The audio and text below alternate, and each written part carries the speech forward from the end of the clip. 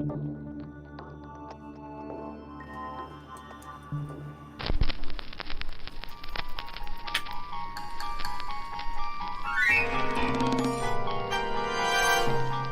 to a world of thrills, a world of drama, of capes and tights, a world where death is a revolving door. Welcome to the Geek Matrix.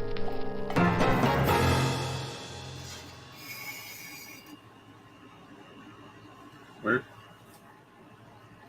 fuck happened? Is our screen glitching out? are we being invaded by the YS6? The Matrix is I all swear to God, I can't handle them right now. Damn it, Agent Smith, get the fuck out of here. Welcome, folks, to the Geek Matrix DC Comics Review Show, episode number, I forgot to look it up, 203? 204. 4. I knew it. Right. I knew I was off. 204. I knew I was off. Yep. 204. Okay. Welcome to 204. Yeah. I am, as always, Rob, and joining me today, as always, is my co-host, Josh. Howdy, howdy, howdy. Woo. Say his name and he appears. I believe in Josh Murray. I don't know what... Okay. I love that you do it, but I don't know if it bugs me that you've never even fucking watched him. I've checked out a couple of... honestly, you know what? It don't even matter. His fucking song is catchy. It is. It really is. It's so fucking good. Just And that part. That's the only part I know, but really, that's the only part you need to know. There's rumors that he's going to appear at NXT Heatwave. There is a distinct possibility that he Yeah. will be appearing at NXT Heatwave, giving some things that I have found out in a modding group that I had showed you, shared with you Sure, something out of. Why don't you tell me these things? You know I don't care about spoilers. Okay, so apparently there is like 6 people altogether that are looking at that we are looking at potentially showing up in the WWE. Oh, like from TNA? Let me get you I'll get it here just Well, before you tell me the names, if it's definitely from TNA, I want to see if I can pick them out. okay.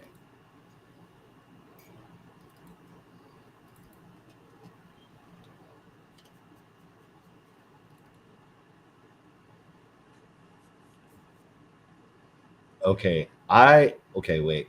1, 2, 3, 4, 5. 3 of them are girls.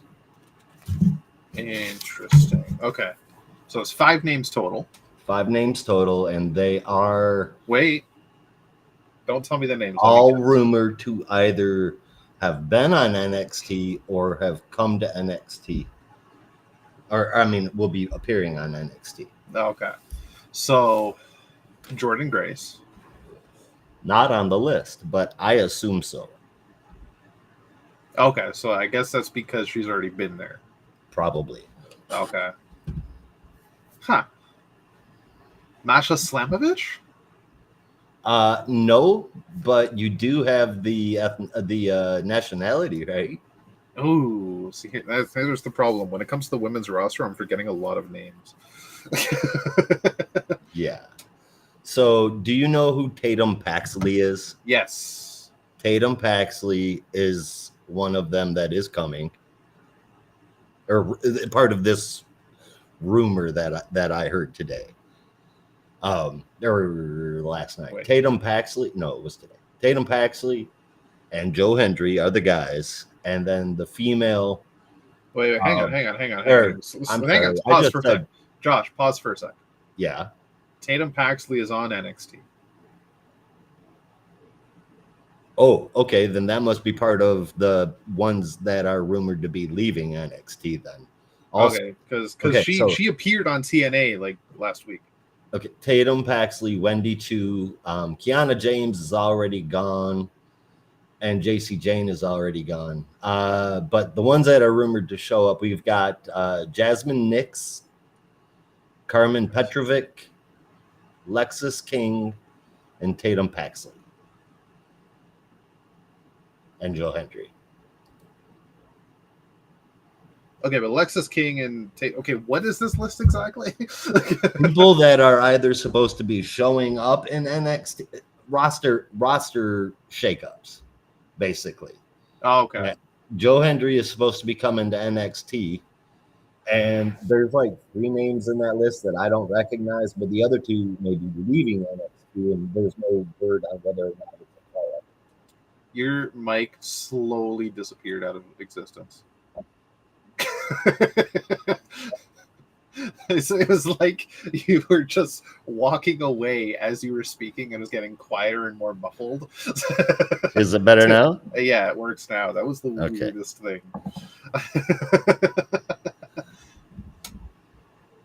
Okay, so I'm like super fucking confused about this list in general. Okay, so this is just gonna be, it's not, yeah, it's Jasmine Nix. I don't believe, yeah, Jasmine Nix looks like she's on NXT.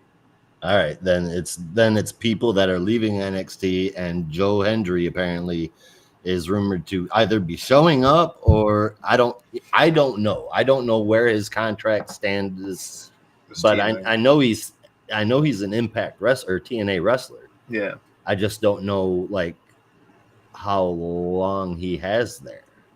I think, excuse me, I could be wrong, but I think he has at least another year. Well, if he's even contracted, I don't know. He might just be wrestling there. here's to continued crossovers until he can make an appearance on the Big Show. Hell yeah, I hope so. Because like, so when you told me that there was a list of wrestlers that were going to show up at NXT, I got excited. I'm like, okay, fucking Moose is finally going to show up. Because after Moose? Jordan Moose, yeah, he's the current TNA champion. Oh, okay. He's a big motherfucker. He was an old football player, like a lot of big wrestlers are. And he's just a beast. He's a force, and he's fucking fantastic. I like Moose. But when Jordan Grace first appeared on NXT, I want to say it was during that, and maybe it was after the Royal Rumble appearance. Moose texted her, and he was like, "What, you're not going to tell me that you're going over there? Like, you're supposed to take me with you." And she was saying, like, I wanted to tell you, but only like 3 people knew, and I wasn't supposed to tell anybody. Secret, man. Yeah. You idiot. It'd be cool. That'd be cool to see Moose show up. I would love, like, that would be a dream match for me, Moose versus Bobby Lashley. Damn. Yeah. He is a big guy then, eh? Yeah. You gotta look up a fucking picture of Moose. Oh, let me send one. Excuse me. No.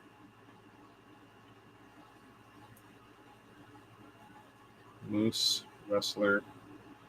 He's a massive mofo right now. He's 40 years old? Holy shit. I didn't know that.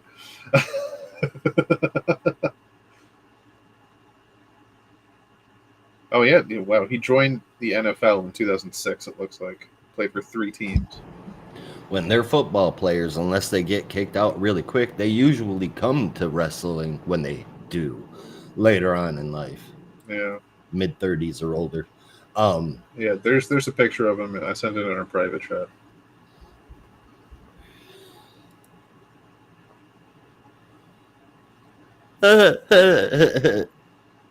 I mean, that's an impressive physical specimen, but there's something about that pose that says the pose he's doing everything in his power not to let that fart out. Yeah. Yeah. Yeah, that sounds about right. He's a big mamma jamma, and he's good. He's in really good shape. It's more than just being big. Yeah. He's big and shredded.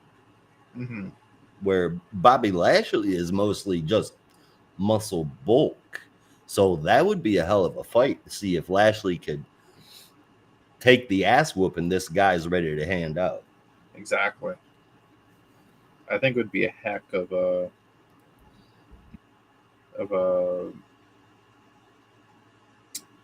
match. Another person I want to see show up is Josh Alexander, but I just personally love him. And that would be another dream match for me, is Josh Alexander versus Chad Gable, but we'll have to see.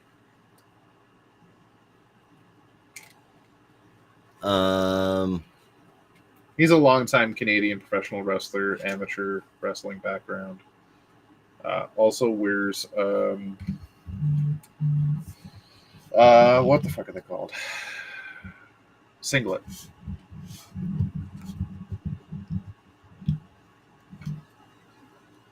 Fair enough. You want Joe Hendry, Josh Alexander, and Dolph Ziggler to be in the WWE game, right? Yeah, but as Nick Nemeth. I don't want very specific. I don't want Dolph Ziggler. I want the wanted man, Nick Nemeth. All right. Well, getting funky new characters into that game is something I like to do, so I will work on that for you. Right on. Then we will stream it, but we will stream it without music. Yes. So. We don't want to get freaking copyright stricken again. So it's impossible to. It's not impossible, but it's pointless to share with you my kick-ass awesome entrances because they don't have any music. Exactly. Not in creator save mode.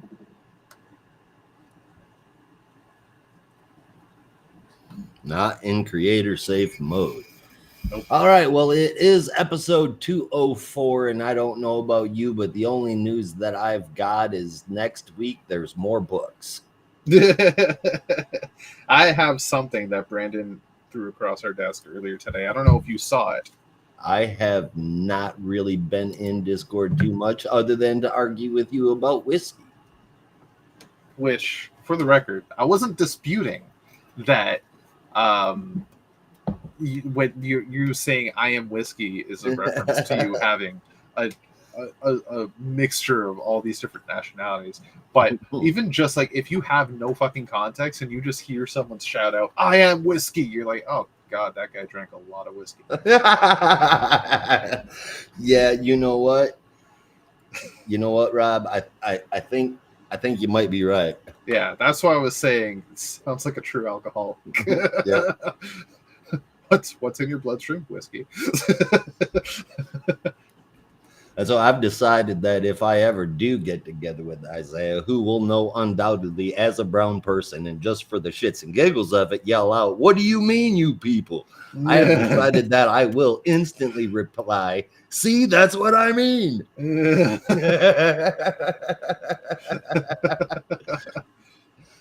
He's gonna piss himself. He's gonna think that's so funny.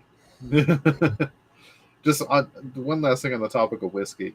My dad, because when I was growing up, we'd watch some old shows, and one of his favorites to watch, and I always enjoyed it, was WKRP in Cincinnati. Yeah, right. It's a classic. I've even watched some sure. episodes by myself. It's a freaking amazing show. When I was a kid, I watched WKRP in Cincinnati. It's hilarious. Obviously, because of the times, wouldn't fly in today's society. Wouldn't fly in this century. No. But if you can be more accustomed to the 70s, it's a fucking hilarious show.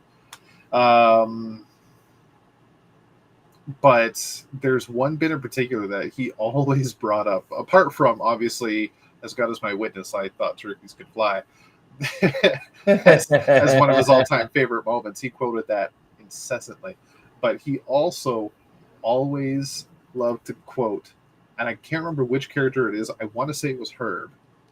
Guy walks into the booth one day, and he sees, again, I think it's Herb, pouring one bottle of scotch into another bottle of scotch. He goes, "What are you doing?" He goes, "Aging scotch," and that's it.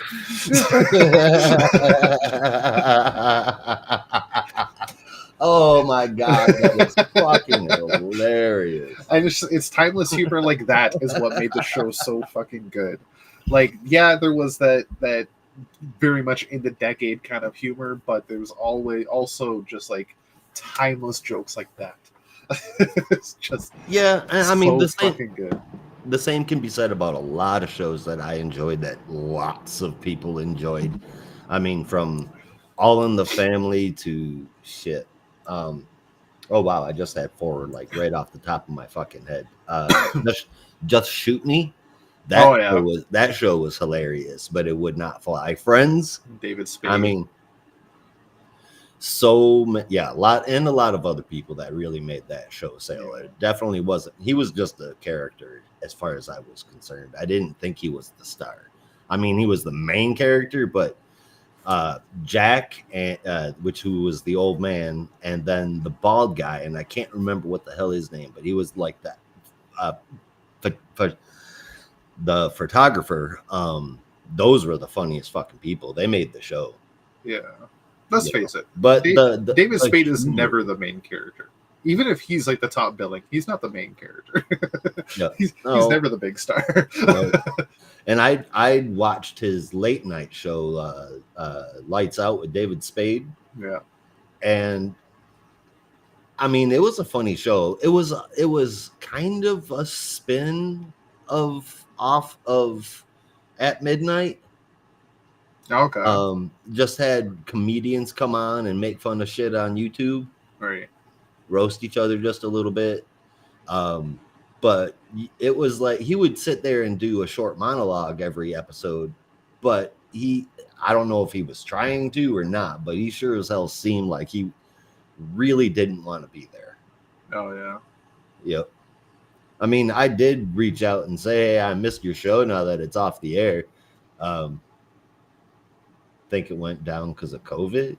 Oh yeah. It went down because of COVID. That sucks. He liked it, but then he went on to do a game show called Snakehead. Yeah. And we got After Midnight, so I am fine. I just want to watch funny people make fun of videos on the internet like I do. Fair enough. Yeah. Nobody will watch me do it, so it's on. You never know. You gotta try. You never know. Maybe there's a market for it. Maybe there is a market for it. Who knows? You bastard. Suppose there's only one way to find out. All right, but onto the news that I was going to We do have comic book news. That's right. So announced today by himself, the writer. Joining him on this book is artist Jordi Belair.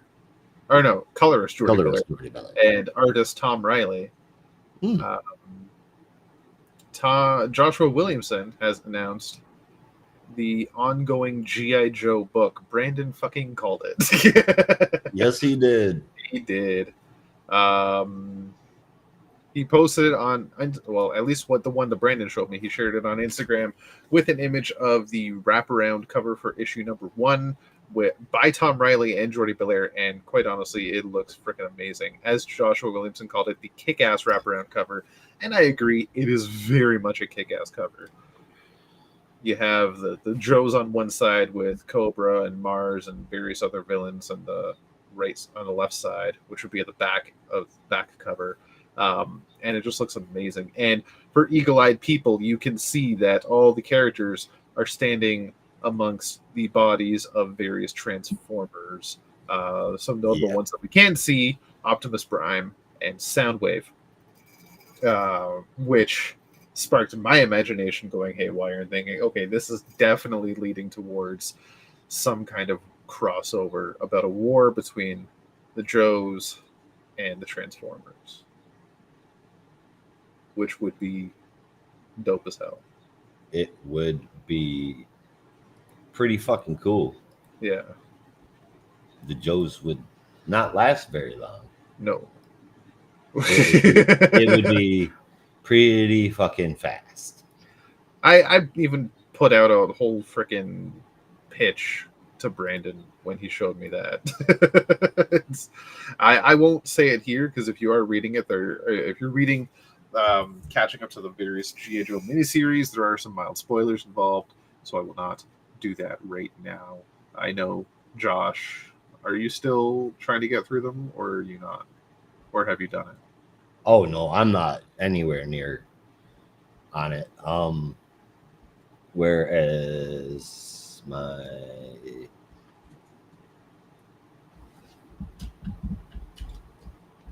issue 3, I'm gonna start issue 3 of what? Transformers. Of Transformers. Oh, okay. Dude, like I'm gonna do it, but it's just it's I promise you I'm gonna do it, but it's just I've got to prepare myself to push through 12 issues altogether or 10 issues altogether of Joshua Williamson. I will, and I've said before, I'll tell you right now, It's his story for Duke and Cobra Commander is nothing like anything he did in DC. It's a very different feel. And his the indie style shit is that I've read different. is a different feel. So I'm hoping it's just, well. And it might read better if you read it in release order. So like Duke spitting out of Transformers, you might get a better vibe for it. And then Cobra Commander spitting out of that, et cetera, et cetera. Yeah. Yeah. So just kind of like fracture it as necessary as I'm reading. Yeah, like I don't know if I think Nathan only does the DC books. I was going to say hit up Nathan and see if he's got a reading order. Nah, there'll be one on the internet somewhere. Yeah. So Duke and Cobra Commander for at least a little bit were releasing concurrently. Okay. Just like Scarlet and Destro are currently releasing at the same time. I completely forgot Scarlet had come out. It was weird.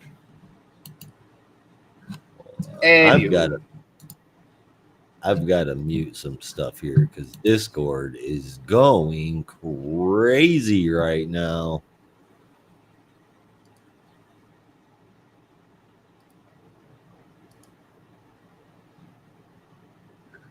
Yeah. Between the Pokemon server we're on and Kirk responding to my thing about G Gundam. Yeah, and I'm like on 40 servers. I culled my servers down quite a few. Well, I keep an eye on my kids' internet activity, so they're not allowed to be a part of a server unless I'm also a part of a server. Okay. And then I've got, I like to play around with games to mod them and stuff. So I'm a part of a lot of those communities as well. Yeah. Blink, blink. Okay. All right. So we got any other news? Well, I was going to show it off with Brandon here, but a couple things I picked up over the past little bit. Maybe you'll indulge me, I'll show off some stuff.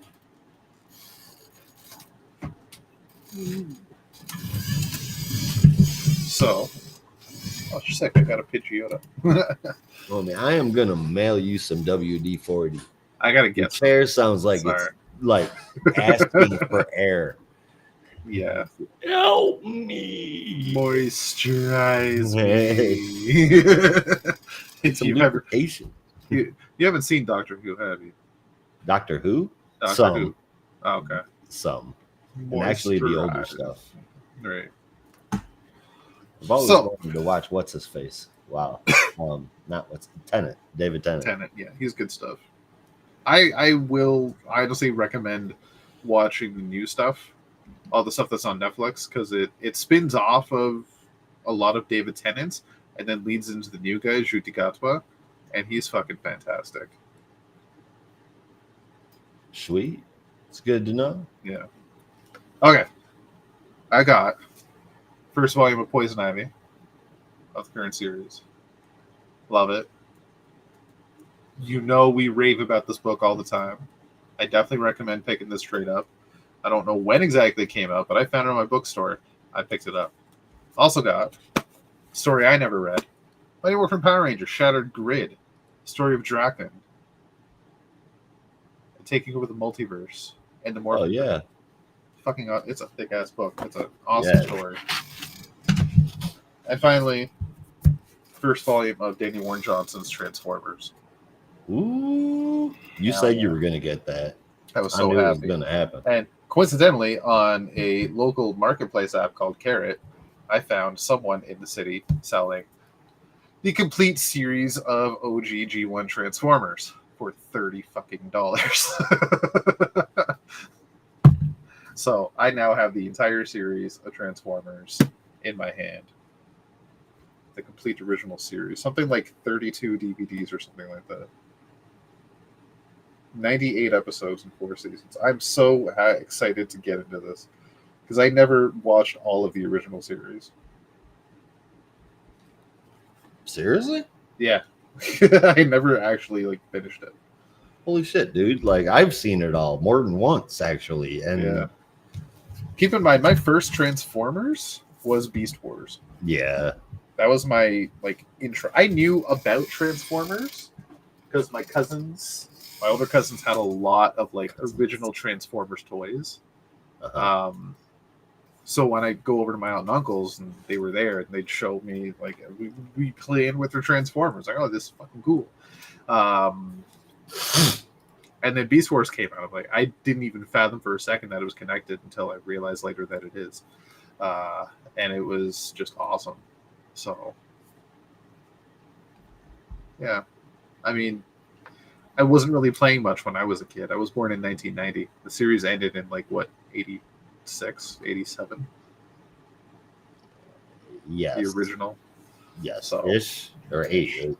I know the movie was 1986. And the TV show debuted in 1984. I can tell you that. Oh, then I think it ended in 86 because I think it only lasted 2 seasons, right? 4 seasons. Oh, well, then it ended in 88. It was 98 episodes. I think it said 4 seasons. Yeah, seasons 3 and 4. But it looks like 3 and 4 are much shorter because we have... First season has 2 DVDs. Season 2 has 4 DVDs. And seasons 3 and 4 are shared on 2 DVDs. Right on. Yeah. Well, congratulations. $30. That's a fucking steal, bud. Oh, yeah. Especially since it's retailing for 90. I love sharing cheap finds. Fuck yeah. Fuck yeah. Everybody's all for coupons. Josh. That's a hell of a coupon. Josh. It's not a coupon. Shut up. Josh. Shut up. Josh. And I think now is time for a quiz. You have any more news, Rob? Yeah, this just came across my desk. It's called a coupon, Whatever. not a All coupon. right, I'm going to take a pause here for our Spotify listeners that happen around at a later date, and we will be right back.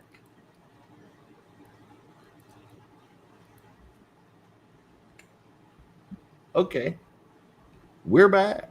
Hey! I might need to plug my phone in soon. Only 32%. So I think we should jump into the books. What do you think? I don't see why not. All right, Maybe you- it's time for us to stop clowning around. Yeah, I was gonna say, do you want to run down the honorable mentions first, though? That was a great transition, but we have other things to talk about first. Penguin I didn't get to, and I mean that's for obvious reasons. Primer is a want to read, and Zatanna Bring Down the House, Power Girl number 10, and Batman the Brave and the Bold were all good 7 to 8.25 on each of those 3. Power Girl just I continue to enjoy it, man. And this is the first time I can ever say that I have been a fan continuously of an anthology book. that was like outside of old ass magazines. Yeah. I mean, like released by DC anthology book. You've been doing this shit with me for what now? 73 years? And you know I'm not a fan of anthology books, generally DC especially, and this one is holy shit, they did it Yeah. right. It's good stuff, man. I really need to like dig down on this because I've been putting it on the back burner for the longest time, and the more issues come out, the bigger it gets, and I'm just like, this is a lot. I need to catch up somehow because it looks really good. I It keep is hearing really- nothing but good things about it.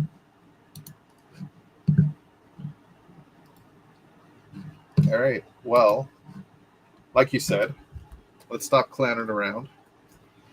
Indeed. Talk about Harley Quinn, number 41. Out of the way, bird boy. For our live stream viewers right now, Josh will be putting up the cover in a moment, and I gotta say, Whoops. it's a hella good cover. I love this cover. I completely forgot all about sharing the covers. Give me just one moment. No worries. It's one of the rare occasions that the cover actually corresponds to what's going on in the issue Yes. to a certain degree. And there's another reason why I like it too. Well, yeah, it's also an homage to the first appearance, I think, of Tim Drake as Robin. If I'm not mistaken. You know what? I didn't even pick that up. All I picked up was I'm getting some modern BTOS vibes off of it. I mean, it fits the time period as well because that's let me pull up. It's written like it's done like look at the lettering, look at the bat symbol. That's all Nightfall kind of shit. So, wow! And I just realized that I just now realized that that's all like Nightfall shit. Yeah, And Harley has to. Well, you'll tell us about that. But wow, does it really connect? Holy shit! yeah. Let's see. First appearance. Not the way you're expecting either. Tim Drake.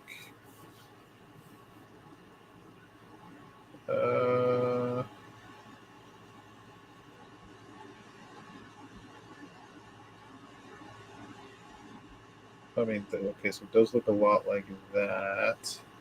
That's not the one I have in my mind. What are you talking about? So I guess it is that one. Okay. But I don't remember him ever wearing that costume. So I don't fucking know. Yeah, I don't know if you're aware of this or not. a lonely You've place been having of a conversation living. with yourself. I know. Yeah, it's a lonely place of living, part 3. Batman number 442. If you look at that cover, you'll see exactly how much of an homage it is. It is fucking fantastic. Should be able to see it right there. I forgot to move us over.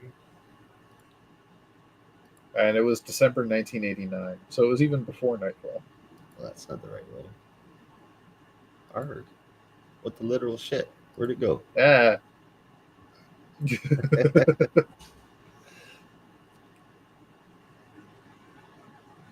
Yeah, it's just a fantastic looking cover. While Josh works on that, I will get into the story. Screen used to put us on the other side. I don't know what the hell happened. All right, so this is written by Tini Howard with art and colors by Sweeney Boo, letters from Steve Wands, and the cover you see before you, also by Sweeney Boo. So we pick up where Harley is in jail. She's being interrogated by the officer, detective. I don't remember what her rank is, but the high-ranking officer that arrested her, and is giving her quite the rundown, even like full-on punches and whatnot. That's police brutality at its worst, but let's, like, at the same time, Harley's a dangerous criminal, so I ain't getting into that. This officer's a little violent. Yeah. Yeah, she sucks. Yeah. Like what's his face from Law and Order? likes to get a little physical. Just a little physical. Statler? Yes, that's his name. Yeah. Yeah, but he was awesome. he may like to get a little physical, but like he's awesome. I'm not gonna lie. This is goats.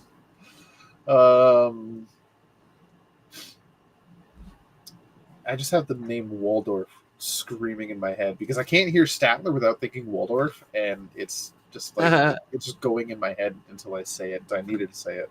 Waldorf. There, done. Statler and Waldorf, yeah.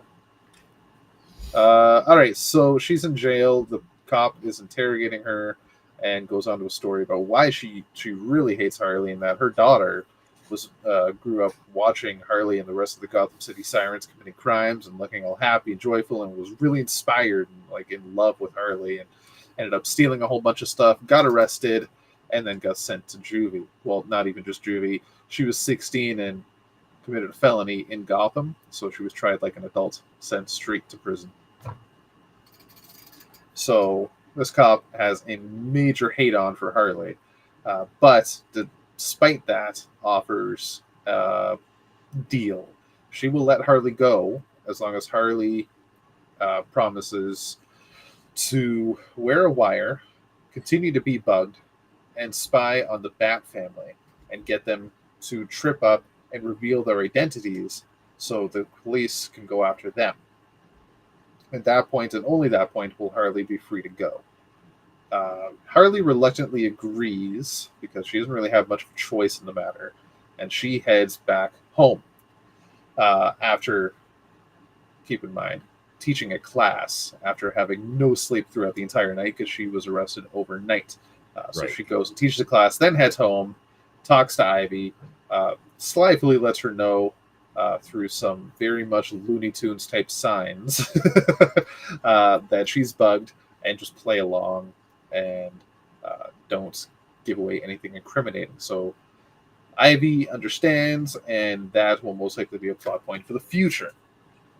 Harley then has to go on to her first mission after a bit of sleep because she desperately needed it, and finds Robin, Tim Drake, first.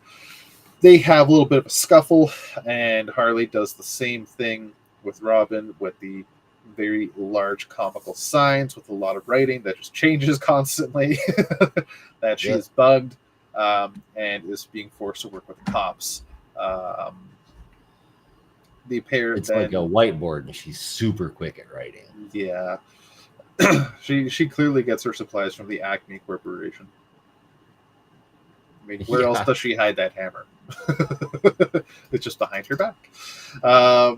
Right, so the two now have to work together because an alarm goes off. Actually, no, sorry, I was mistaken. The alarm was just her trying to cover up the sound. They do work together, though, because Harley reveals to Robin that she wasn't really working for Mr. Freeze. She was just trying to help out the two people that he wanted her to train, and that she was also double-crossed by Mr. Freeze. So now she is going to help Robin find a way into the ice scraper and figure out how to stop all of this. They don't get very far with it, though, but Robin was able to get some very precious readings from the ice scraper, and that inside is way too cold. Their lungs would basically freeze within seconds. So with that, Harley does ask to help out because she wants her own personal vendetta satisfied. Robin reluctantly agrees about that, but he can't just tell Batman because she doesn't want, things to escalate there with her bug, etc., etc. Just all sorts of stuff. They'll be working together later on. In the meantime, Robin is going to do what he can to get the supplies needed to infiltrate the ice scraper. Harley then makes one stop back in the prisons, but I think it's just holding cells, to see Maxie Zeus, drops him off some baklava, and also a little note to tell him that she is bugged and to not say anything incriminating at all especially about what they're talking about, and also to eat the note that she packed in. So it is hidden away. Then the same officer that arrested Harley at first was able to see everything on cameras, comes in, knocks out Maxie using a sedative, and is able to find the note. That's where the issue ends for now. Short little backup, Harley Quinn in the Cave. This is written by Gretchen Felker Martin with art from Danny and colors from Trish Mulvihill, letters from Hassan Osmani Al Hau. Harley is once again having another dream where she's on the grounds of Wayne Manor and being hunted by a rather large vampire bat. Generally looks like a normal bat, but this bat is actually wanting to suck her blood. That's why I call it a vampire, because then they get tossed down the well into the caves underneath the manor, and she finds another bat sucking on Ivy's neck, drinking her blood.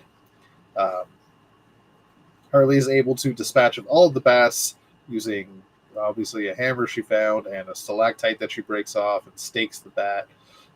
Finds Ivy, and then some nightmare fuel happens. Ivy's hair begins to slowly make its way down Harley's throat and suffocate her, and then she wakes up and they cuddle, and it's a nice little ending. And that was fucking weird, but such a dream sequence. It really was. Right? Really good issue, really good art. I am not disliking this run at all still. Excuse me. Need to get some water. Progressing the story quite along is interesting, how it's going so far. And having this little, not exactly crossover, I guess team up is what I should call it, with Tim Drake was really fun. I'm just curious to see where they're going to go with this story. How does this end? Does Harley just gather her data and leave? Like this is an interesting side to a Harley story I don't think we've ever seen, and we've been seeing that a lot recently. I really like it. It's cool. This is getting an 8.75 out of 10.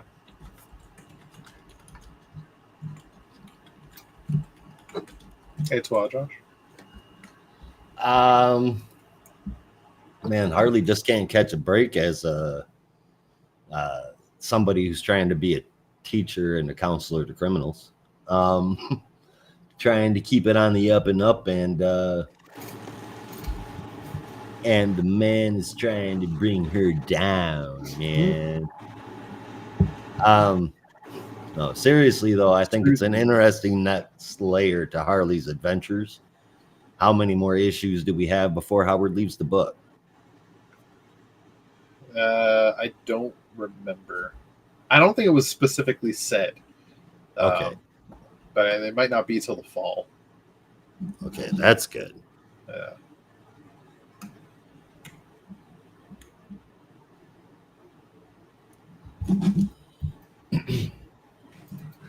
That's good. Yeah. So there's no telling where this is going to go. I mean, this entire run has proved that, but it's been very good. Even after she does leave, I hope Boo and Juan stick around. I like the way Juan does his lettering, man.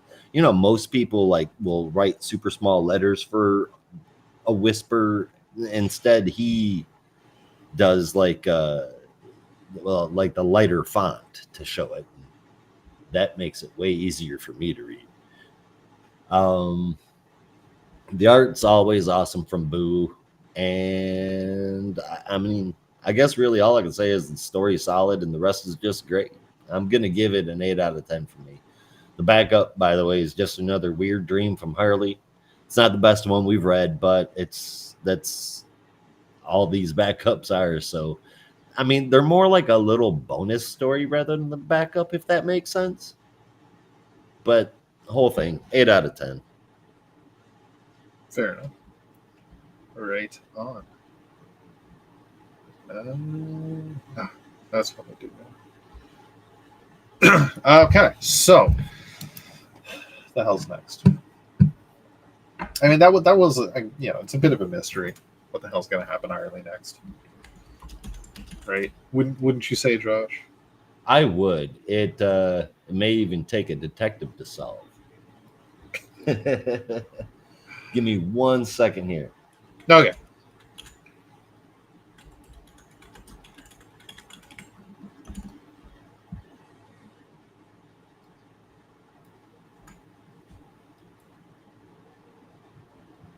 Okay.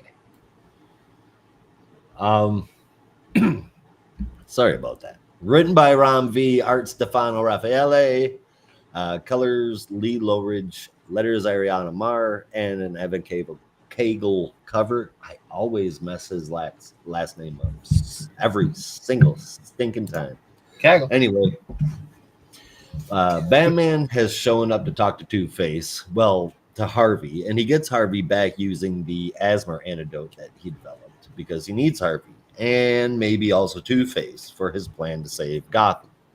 The Joker has a bit of a plan too, as he was prompted to develop prior by Selina, and that's to bring Duella Dent back to her crazy waves via a microwave and an exploded cat, and gives her a creepy-ass Leatherface mask to wear to boot. Next, we see Batman visiting the Ten-Eyed Man, which I'm glad he's been sticking around in the background of Gotham. He gives him a bunch of data, asks him to see the pattern because he's not able to. Ten and Batman figure out that they'll be using Scarecrow because of fear. Batman, Cassie, Nightwing, and Azrael go out to fight the new threat of monsters and somebody being called Shadow Angel, and Duella decides that the Joker was right. The backup was written by Alex Pecknadel with art from Lissandro Esteren, colors from Patricio Del Peche, and letters from Steve Wands. It's basically just a very mob-like story with Two-Face running his mob and dealing with a snitch. Harvey is still in there, and we have a real Two-Face again. He's not totally taken over by the bad side. He's not One-Face. It ends up with Two-Face saying that they are going to war. So the shit is about to hit the fan in Gotham with some of the Bat fam back together. Something like this, I would expect it would need the whole family, but, you know, we'll see what happens. I've been into the story for a long ass time. It's been good so far. I've got faith that it's going to stay good. This one was. And Raffaele's art is exactly what I want here. It's just a damn good read. I give it an 8.5 out of 10.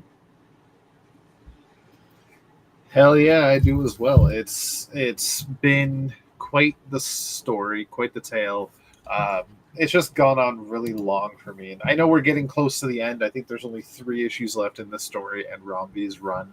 I'm not a fan of, and I think I've said this before, a few arcs now, just really, really, really long-winded story arcs like this, where the entire run is just one long ongoing story arc. It's been a fantastic story. It's just hard to keep track of everything and stay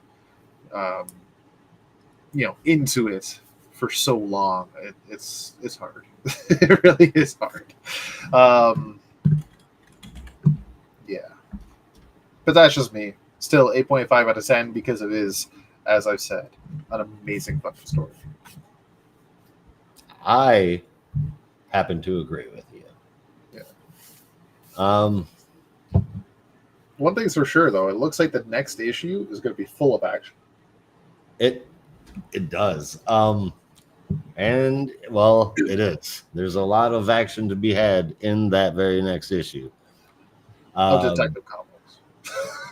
Of Detective Comics. Yes. And also in our next book. Agreed. I'm just fucking with you at this point. It don't matter. All right. This is, for crying out loud, the browser on my phone, every time I tab, like minimize it, and I go back into it, it just reloads, and then just start all over again. Stupid thing. I gotta find the fucking credits page again. This is Action Comics number 1066. This is House of Brainiac Part 5. And I will get the credits to you as soon as I get to the bloody page. But it is written by Joshua Williamson with art from Rafa Sandoval and Miguel Mendoza, Colors from Alejandro Sanchez and letters from Dave Sharp with a beautiful cover from Rafa Sandoval. And Sanchez. And Josh, you still have Harley on screen, just so you know. Huh? Harley is still on screen. Oh, damn it. No worries.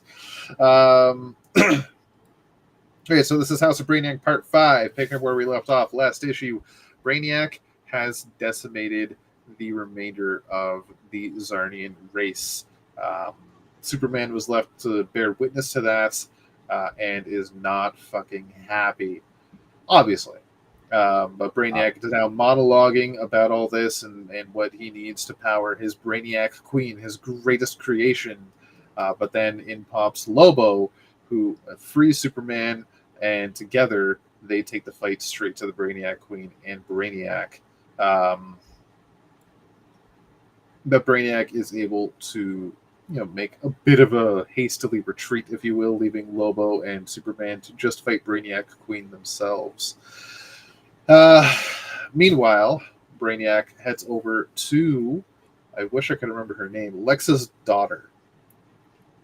What's her name? Lena. Wow. Duh. Because every female Luthor is named Lena. Yep. His mother, his sister, his daughter. Why is that? 3 different writers did this shit. Eventually, we'll all find out that they're all just clones. Oh, dear God. I know. Please no. Well, I mean, after this issue, and, well, never mind. Continue. Mm-hmm. Okay, so he finds Lena and frees her, but then instantly assimilates her into the ship because as he monologues some more, that he needed her and she was basically built or modified to do exactly this and be an extra power source for the Brainiac Queen. But of course, this process will kill her. Brainiac don't care, though. He's emotionless. Right? Foreshadowing. So, meanwhile, other Super Fam people have shown up to help fight the Brainiac Queen. But Clark has realized that Brainiac has Lena, and he sends Connor to go do what he can to take out Brainiac and save Lena. And this is when Connor starts to think a bit more about the Chain and the Chain's own tactile telekinesis and what that could mean for him, and realizing that using the field around him, field of energy, the stuff that is basically touching that field of energy, he can extend it outwards, and his tactile telekinesis can now be used on things outside of his own reach, much like the Chain was able to. Essentially just making it normal telekinesis, but who's counting? And this just lays waste to a good part of the ship, much to Brainiac's surprise and his chagrin, screaming out, "You fool!" This also erases the power sources and disconnects all the people and cities from the Brainiac Queen, who then reverts to normal size and a base form. Because, like Frieza, she had gone through 2 transformations. No, like Frieza. She hadn't even reached her final form. Maybe next story arc. Who knows? We shall see. It takes 3 chapters, let's face it. Okay, that's enough Dragon Ball vamping. So now Brainiac is pissed off because Brainiac Queen is kind of out of commission for now. And Brainiac and Superman just start duking it the fuck out, both physically and verbally. Fistly. Really wrong. Physically. And verbally. Same thing. Why not? Same Close thing. enough. Yeah. Brainiac is getting a bit of the upper hand, though. But this is when Viril Dox shows up, along with many other Coluans, including his own mother, who do somewhat talk Brainiac down.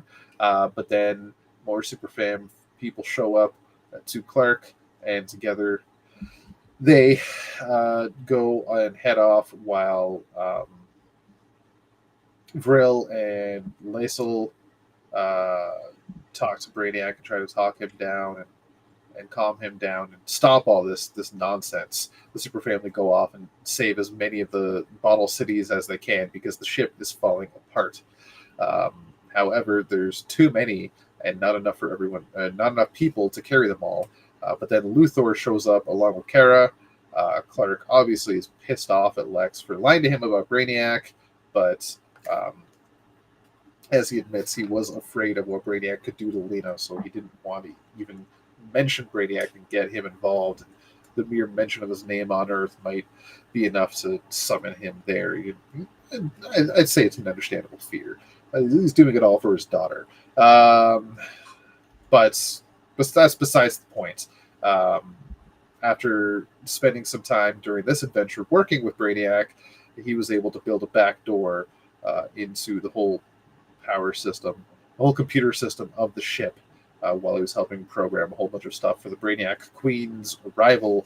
And knowing that only one person can do this, he wears some kind of weird-ass Brainiac-shaped helmet, which is honestly kind of cool, but why does Brainiac have a helmet shaped like that? He's fucking weird. So he's going to connect himself into the Master Brainwave and take control of Brainiac's entire network. Even Superman is saying you can't do this, but Lex is determined to save his daughter. And upon those words, Superman reluctantly agrees to let him. So then all the Coluans, who are now under the control of Brainiac, including Girl Docs, appear in that room and take the fight to the Kryptonians, as well as Lobo, and now it's one big brouhaha between aliens, while Lex is trying to connect himself into the network. And in the small backup, we do see that he is able to do that. We see various memories of his daughter and a brief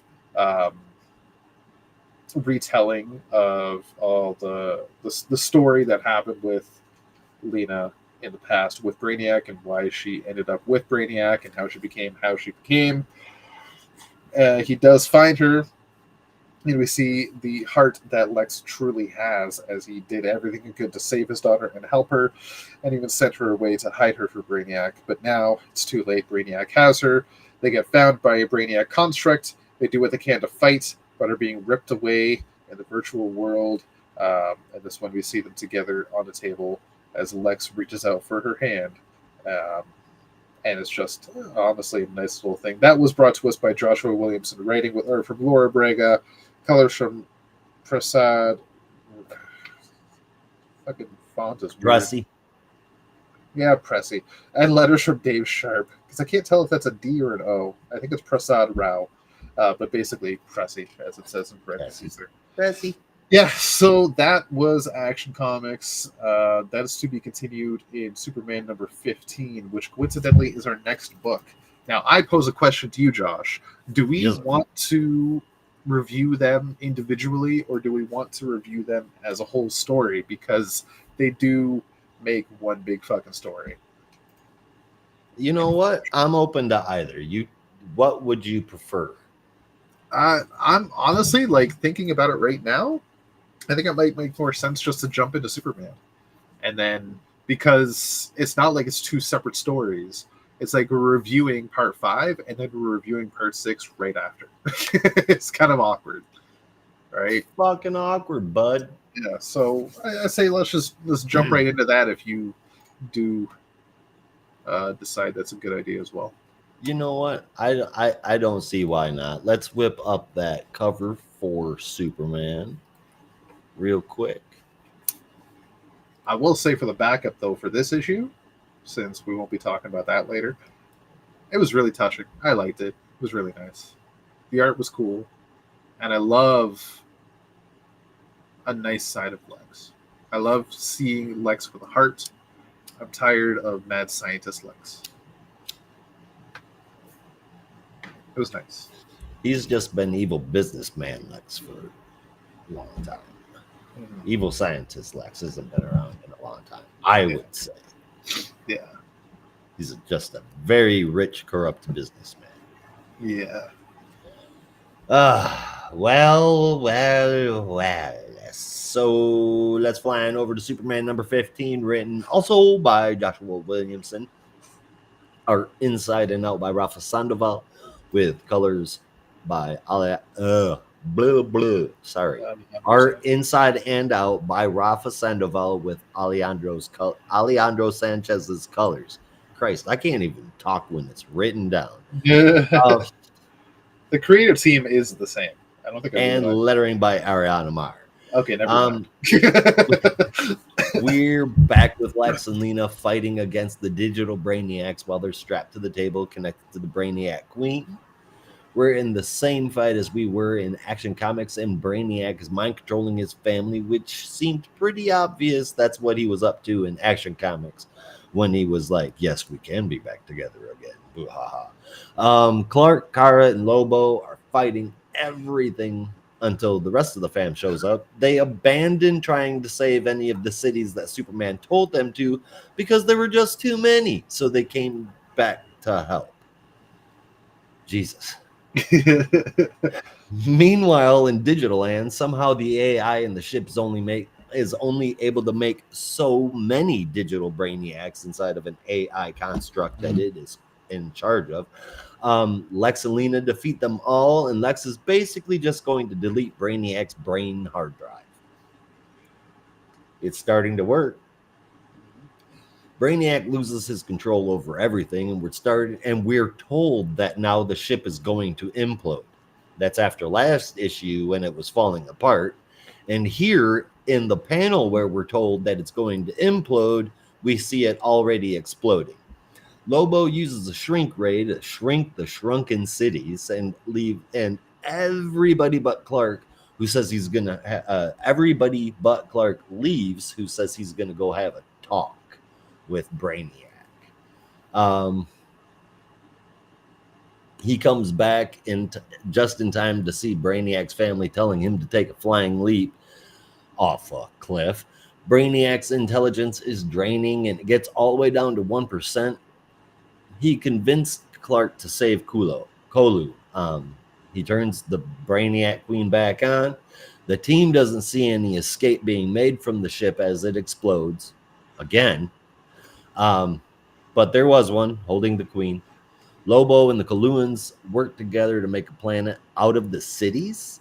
Superman and Lobo give each other knuckle pounds for being last sons. Lois and Clark make out, and Lex has total amnesia. The next page flip shows us Doomsday's hand still punching that wall in hell that Power Girl and Bloodwind set up as to be a prison for him. Wow. So but that final page, as much as I'm not like super thrilled to see another Doomsday story, because I feel like where can they go with it? That page I thought was a really cool homage. Homage to what? The first page of Death of Superman. The first page of what? The Death of Superman. Oh. Let me pull out my copy. I mean, when we left Doomsday in hell, he was just sitting there continuously punching that wall. Yeah, but I mean, like the actual. Oh my god. Yeah, that actual page is an homage to this page. I completely missed it. I've read that issue many, many times. Yeah. Huh. It's like the way the fist is hitting it, and the Krang, and then it finishes off at the wall. I guess not the very first page. It's at least one of the pages, because you see a crack in the wall begin to form, which does happen throughout the first 4 pages. And then he breaks through it in the 4th page. Yeah. But that was an homage that I thought, okay, I thought that was really cool. But I'm still not thrilled about Doomsday, because he's been done. I feel like the last time Doomsday was interesting was when he returned in New 52, because they did do something a little different with him. But since then, just like, is it worth it? Do we really we'll need have to see? This whole Doomsday and Hell thing could be worth something. Yeah. I mean, I wish there was a way to find out. they're putting a literal sense to the name Doomsday. Like, now he's coming out of hell. He's bringing Doomsday to Earth with Mhm. demons. It's, Exactly. all right. Yeah, we'll have to see. I think that's coming in the fall, in autumn. Um, so we'll have to see where it goes, where it goes there. But for now, I'm just like, yeah, fucking Doomsday again. All right, all right, whatever. Yeah, but for the actual House of Brainiac, I did rather enjoy the story. I thought it was really cool. The art throughout was beautiful. Um, I loved seeing that little kind of, as Lois put it, frenemy, but also kind of bro moment at the end with, excuse me, Superman and Lobo, because they are the last sons, and Lobo isn't always a bad guy.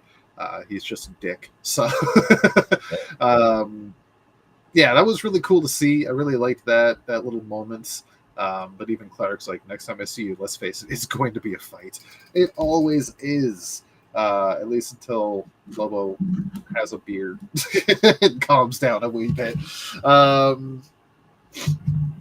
But the biggest thing to come out of this for me, well, there's two things to come out of it for me. Is one is Vril Dox has now made an artificial planet somewhere in the universe with all these cities all together. And I can't help but feel like that's going to show up at some point in one of the cosmic books that are out right now. Well, between I mean, Green Lantern stories, Sinister Sons, and Kneel Before Zod, and God knows what else is coming. I think that's a hint towards you, me, and Brandon were talking about it over the past week. A new Legion book. possibly we'll have to see. Cool. I mean, it's there. It doesn't mean it will ever get picked up again. I'm Yeah. not particularly a fan of it because it's like you got a bunch of lost cities. How the fuck did you turn that into a planet? But you know, I mean, whatever. I think I But- honestly like it sounds familiar. I feel like it's been done before and I just forgot about it. But at the same time, like there's been a few times in the past like decade where they've just had like a surge of planets appear in a dark corner of the universe that was empty, and now the Green Lantern Corps has to take care of these planets. It's happened fucking twice. And you know how many times it's been brought up since then? Zero. Zero? Zero. A total of 0. They had those planets spinning out of no justice that, yes, they had Justice League Odyssey do a whole thing on, and it lasted for a while, but I haven't finished that, so I don't know how it ended. As far as I know, those planets are still out there. And then at the end of Jeffrey Thorne's Green Lantern, all these planets from the Omniverse, or Hyper Time, or whatever it was, show up, and they're never going to get brought up again. There's all these brand new fucking planets in the universe. Yep. And nobody seems to know about it. So that's like, I'm tired of that happening and it never being mentioned again. Like that. There's a lot of potential there. It's just Why one are more we time of it exploring it? happening. Like that's why I don't want this to just be left alone, because there's a lot of potential here. These are a lot of civilizations where the planets have been wiped out, and now they have to learn to coexist as their own civilization of Ooh. refugees, right? Like, Wait. and that's where Legion comes in. It's being led by Vril Dox right there. Hold on. Yeah. Hold on. I'm holding on. Are you aware of any Green Lanterns that may have experience in bringing a vast and varied amount of cultures and societies together against their will, pretty much making peace? I have to think about this. I'll give you a clue. The sector is nowhere close. Nowhere close to what? Here. Or anywhere else. Huh? Far sector with Joe Moline. Oh yeah, but she's a 2814 Lantern through and through. Like, That don't mean she wouldn't be put on duty over there. that would be fucking cool. That would be I cool. mean, she's the one that's got the experience to do that. I'd be down with that for sure. Yeah, just after the events of Fire Sector, I don't know that she'd ever want to take that assignment on ever again. She nearly died in that series twice. Yeah. Yeah.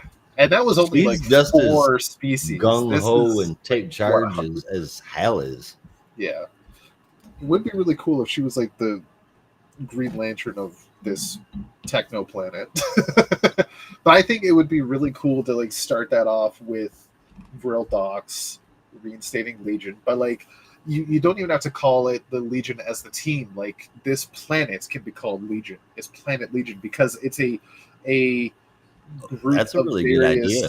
Yeah, it's all these different species coming together into one thing, much like the Legion of Superheroes in the 31st century. They are Legion. I think it would be really cool to like spin it off of here.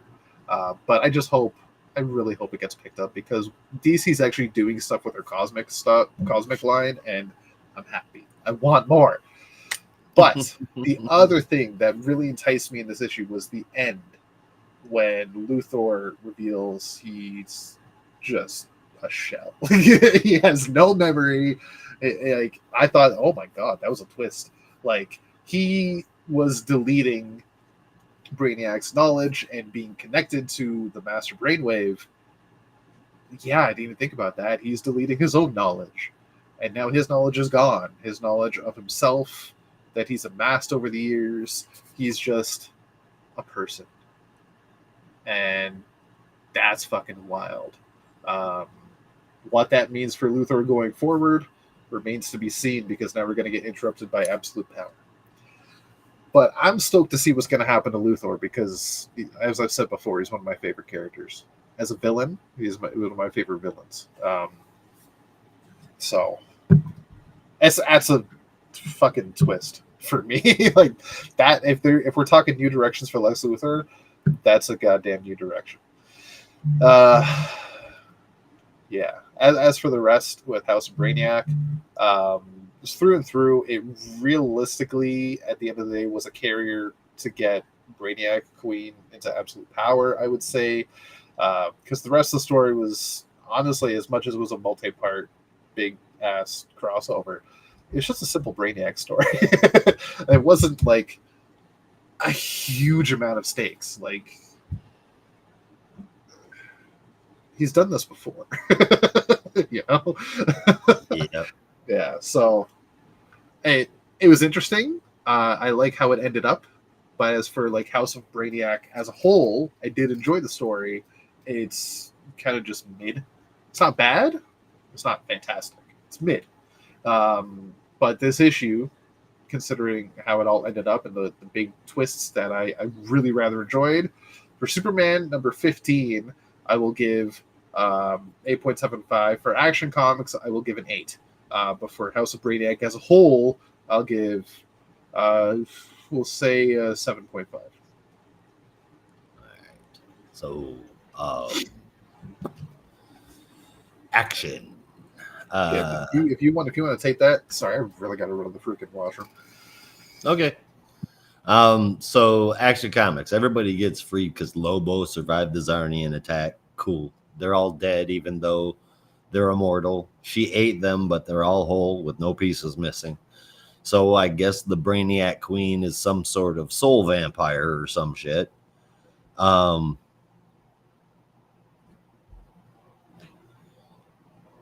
Not really sure there. This book, it gets better and better and better at making me not want to read this title.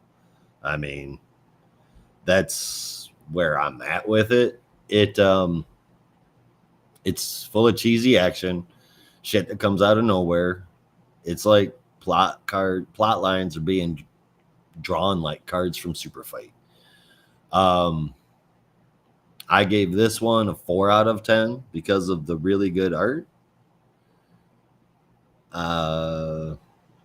The backup, I don't know. It wasn't really a backup. It was just a change in artist. It was a continuation of the story that was going on in the first one. I mean, that's not really that big of a deal. And then, so I gave that one a 4 out of 10. As far as Superman goes,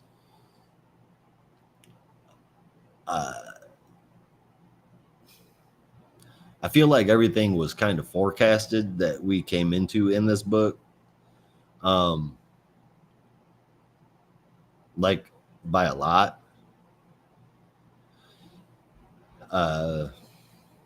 The whole ship was falling apart last issue. Ship is imploding, ship is exploding, and then it explodes again. Thing was quite a bit. Brainiac developing these weird ass emotions at the last second, being okay with sending out his greatest creation with a empty slate, knowing what could possibly happen with it. None of that I'm a fan of. It's got, this one's got good art, but not great in some places, not as good as the last issue. I pretty much shared my opinion on all of it already. After all of this Williamson, I need to take my brain out and give it a nice, hot, long bath in disinfectant. 3.5 out of 10 for Superman. And Rob, I gave Action Comics a 4. Well then. I will say the emotion thing I thought was a nice touch. I didn't like it. Because it was... Have you never wondered, because this has always been something that's on my mind, have you ever wondered about why Brainiac as a Coluan always seemed so cold and emotionless, where every other Coluan that we see has feelings? Like, he's been a data collector. I mean, the more, and he's more just knowledge decided to make. He's just decided to make everything about logic, like Spock, but with no human companions to give him an up close and personal reason to consider emotion. Yeah. But like I like that aspect where you take away all of his knowledge, all of his basically the thing that was he was all just logic and facts and knowledge. You take that all away, and all he's left with is the base emotions of a being. I thought that was interesting. But that was me. Yeah, right before he dies. I mean, which, of course, won't stick around. Yeah, like he's not dead. He's DC's Ultron. There's some Brainiac clone somewhere. His entire memory, his entire network he was detached from his entire network, and then his memory was wiped. I mean, that should kill Brainiac, but it won't, because it was nothing Williamson does in DC. Hang on. It wasn't it was the ship. So, like, as far as we know, and honestly, we're speculating in the future. He was in the Brainiac. They were in the Brainiac Collective, which was on the ship. Yeah. Right. Yeah. The Brainiac Collective, like they were uploaded into it and they destroyed it. So he's dead. That's. I mean, I'm sure it's gonna be that he was down to 1%. We never actually saw it hit 0, or it's just it. I mean, it'll be something silly and it'll be brought back. Yeah, we all know that. Yeah, that's how comics go. Somebody's gonna be like, "Oh, I had a clone somewhere on some frozen planet that you never knew about." Yeah. Okay. Sure. Whatever you say, man. That's in our intro. Death is a revolving door. Indeed it is. All right, it truly is. All right, well, you know what, man, I'm gonna say Joshua Williamson is not my cup of tea, but he sure tries. Do you want to give the next book a shot? I mean, I'll fucking make that target. What? Let's see what you did there. Yeah, no, this is Green Arrow number 13, Lucky number 13. countdown to absolute power, but as far as I'm concerned, absolute power is here. Where the fuck is the credits page? Jesus Christ. People, put your credits at the beginning of the issue. Do you want them? I have Written them. by Joshua. I have them. Williamson. I have them. Jeez, yeah. It's written by Joshua Williamson with art from Amake Nohelpan, colors from Romulo Fajardo Jr., and letters from Troy Pateri, with the cover you see before you from Phil Hester, Andy Parks, and Ryan Cody. I'm always going to say it. Put your credits at the beginning of the issue because it's a pet peeve of mine. I'm not familiar with who Ryan Cody is, but is it just me, or this feels almost like Phil Hester drawing some Betas type of animation, like his version of that. This, I don't know. I can see it's that. not quite it feels more cartoony than his typical art. I'm gonna because I think Phil Hester typically does everything himself, but in this, coloring and inking is somebody else.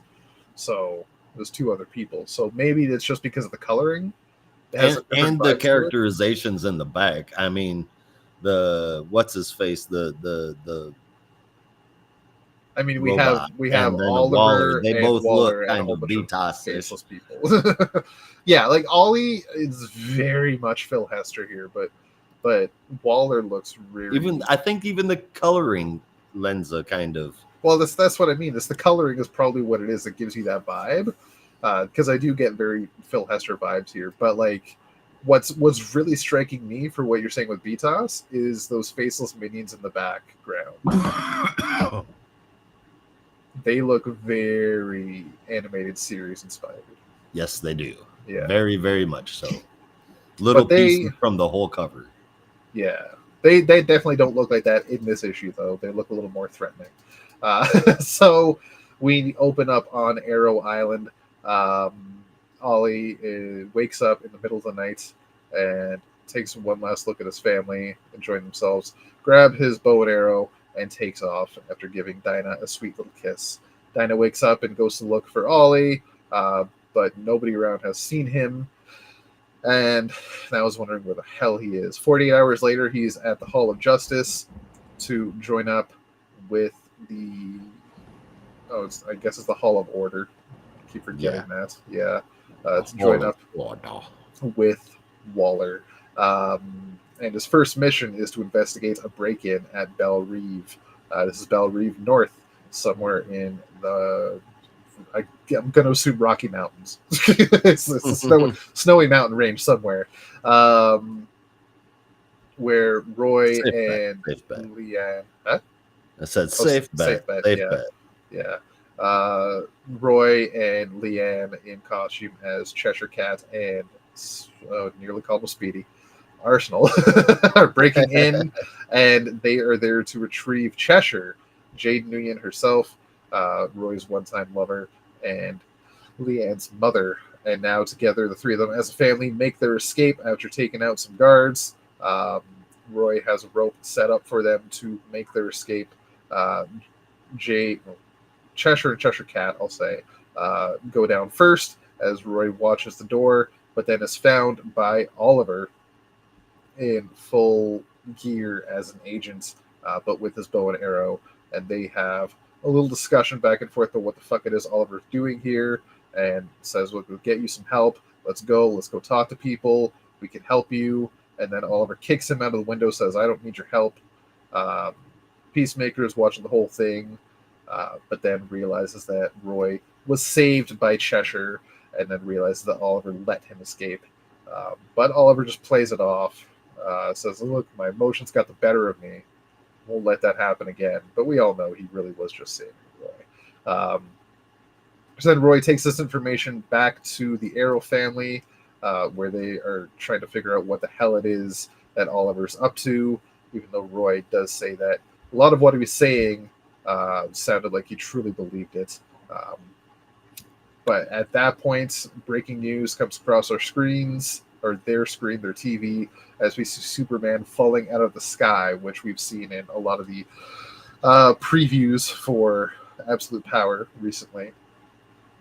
And as I can't quite tell who that is, So remember what Roy said, Oliver isn't a Green Arrow anymore. And from off panel, we see somebody say, if my father rejects his title, then I will be Green Arrow. As we see Dun, dun, Connor dun. Hawk in full Green Arrow costume, a brand new version. He's got a hood, and it looks fucking badass. And Brandon and I did have a little bit of geek out earlier this week. He sent me that page asking if I want to spoil it. I was like, of course I do. just tell me. He sends me that page, and I'm like, oh my god, yes. So we have another Green Arrow. I'm so happy. Connor Hawk is back in costume. He's in the hood. Is He's it ready to we go have as another Green Green Arrow, or we still have a Green Arrow? I mean, he wasn't going by Green Arrow since his return. He was just going by Hawk, right? But now that he's in the costume and his father has rejected the title of Green Arrow, Yeah, now he's gonna be. I now he's going to be Green Arrow again. feel like I- Connor I was was- the 'cause it's not- Damien it's of the not- Arrow family, Sorry. and just I said Connor was just basically the Damien of the Arrow family, and got called his real name out in combat. Like everybody talks shit about Dick Grayson have to dress in bright colors, but they just out there name dropping. Yeah. They're like, I- fuck this kid. Yeah. I mean, he never really had any other code name besides Green Arrow, but since he came No, he back, he They never, call him like, Connor. Yeah. Like there was already a Green Arrow, and he never really felt the need to. He only ever picked up the title initially in the '90s after his father died. Yep. So I guess after returning, knowing his father was still going around as Green Arrow, he didn't really feel a need to call himself Green Arrow until now that his father has rejected the title, and he will once again pick it up. Which I Because think the is world fucking needs a Green Arrow. badass. Oh yes, we do. Oh yes, we do. Yeah, it's a very quick issue. Not a lot of dialogue here. Very much your first shot into absolute power as far as Green Arrow goes. This is going to have a lot of ramifications on the story, I'd imagine, going forward. I mean, in Absolute Power, for example.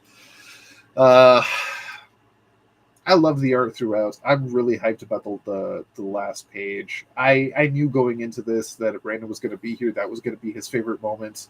But since he's not here, I'm going to steal it. Fair So, yeah. Well within your rights, sir. Yeah. Yeah. Well within your There's rights. not much to talk about in terms of the story here. It's because it is a very quick story. But it's basically Ollie turning to the dark side and pretending to be a double agent, technically. He's doing what he has to because he must. Whatever, dude. He's Ollie, GLaDOS. Ollie found out that Waller's chili was better than his. So he's infiltrated Argus to get He's the like, recipe if- and destroy it. If you can't beat them, you have to join them. Oh man, no! Ollie's going undercover just to steal that recipe. Nah, Because that's why he's- he said he believes in her. There's a chili hierarchy, and Ollie is respected. Never. He knows this chili is the best.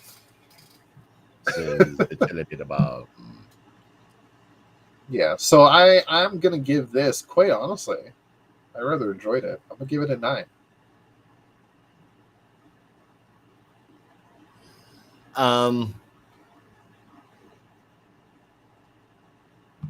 Okay. First, not a big thing, but I just want to point out, let's ditch this joint. That's something Leanne says. I mean, that's how we talked when I was a kid. Are kids saying that kind of stuff again? Yeah, Okay. yeah. I was just curious. But past that, I feel like not much really did happen in this story. I That mean, was a very quick issue. it was a really quick issue. And other than like the whole story has been, let's get the family back together. Let's get the family back together. No. Things are going to stay the same. It's a good thing that we haven't seen the Arrow family fight themselves lately, too, by the way. Oh shit! Wait, never mind. Get ready for phoned in issues. Williamson is leaving the book. He always does that when he leaves the book. This one it felt that way anyway. Big props to Noelpen Fajardo Jr. They delivered excellent art throughout the whole issue. I don't know. I really love the art. I guess I'll give it a 4 out of 10 because once again, here we are getting back to square one of the story. How wonderful. I mean, we knew this was coming, though. Are you really surprised? No, which is why I've hated this thing since the get-go. Yeah. Grrr. I blame Absolute Power. I'm not Sure. hyped about this summer event, We'll get there. but I am more interested in it than I was. What was the one last year? With the dreams, nightmares. I think it was Nightmares. Yeah. But it wasn't called Nightmares. Are you sure? Night Terrors. Night Terrors. That's yeah. what it was. Yep, you're right. Yeah. I'm more interested in Absolute Power than I was Night Terrors. Because at least it's not canceling half the fucking line for 2 Right. months. It's just tying them all up into one storyline for 2. Yeah. Which, And all written by the same at- person. So at if you're the- not a fan of Mark Waid's style, fuck you for the summer. Fuck you. it's not what's happening, is it? Mark Waid is writing all of Absolute Power, homie. I mean, he's writing like Absolute Power, but he's not like writing Green I Arrow could've for the next swore- 2 months. I could have swore that Brandon said that he was writing every issue of Absolute Power, something like 28 issues or some shit. I gotta take a look at this. Because like, I've been under that. for assumption example, that- like Batman 150 is a Absolute Power tie-in, but that's still being written by Chip Zdarsky.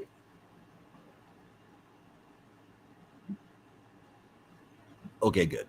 Yeah.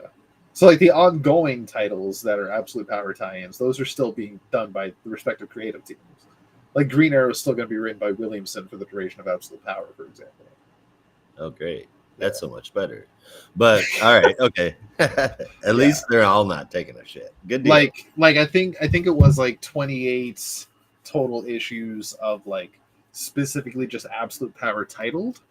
Like there's the main series, and then there's like a side story, and then there's like mini series, but they're all like Absolute Power, quote unquote, like, and then subtitles and whatnot. But like ongoings are still done by the respective creative teams. That is a lot of Absolute Power, and it's a fucking lot. So like there is the upside, at least with this, the ongoing stories, even though there will be Absolute Power tie-ins, the ongoing books, some of them will only be kind of tied into it, as we'll see in our next book. The next book. Yeah, all right. So we're almost done with the show, and Absolute Power Ground Zero is right after this one. So I'm going to try and speed through this one as quickly as possible. We are at The Flash, number 10, written by Cy Spurrier, art Roman Perez, and Vasco Georgiev, colors by Matt Herms, lettered by Hassan Atsmani El-How, with the cover from Perez as well. While Wally is suffering from severe CRS syndrome, Barry is still fighting Batman in the Justice Buster suit, except it's not Batman or the Justice Buster suit.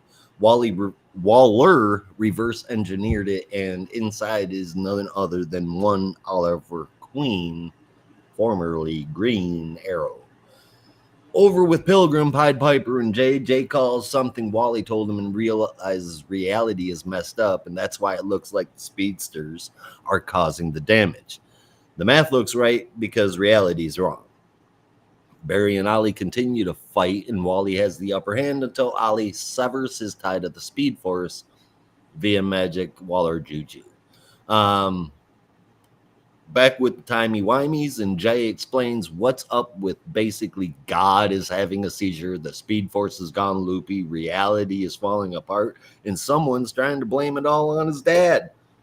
Jay, however, knows how to straighten the problem and straighten things out, namely reality. Finally, Wally bests the Oliver in the suit by calling in the rest of the Flash family. They mess the suit up, and Ollie auto-ejects from the seat. He's wearing a mask, so they never see his identity.